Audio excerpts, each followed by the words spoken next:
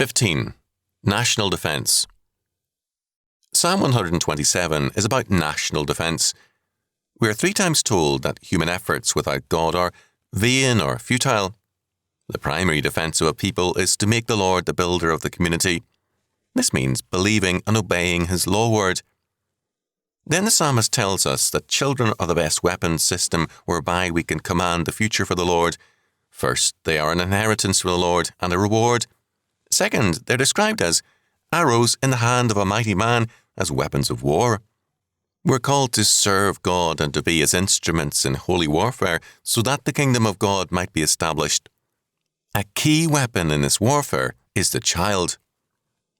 We're used to thinking of children in personal terms, in terms of our satisfaction, carrying on the family name and work, and being a joy to us in our old age.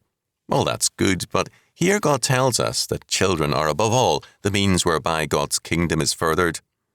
They are weapons of war for the kingdom of God. Third, we're told that men who rear godly children shall prosper. Quote, they shall speak with, or shall subdue, give judgments to, the enemies in the gate. End quote. The city gate was the location of the market in those days, and also the city council and court. All decisions and trials had to be open and public. When parents rear godly children, they dominate and govern both commerce and civil government in due time.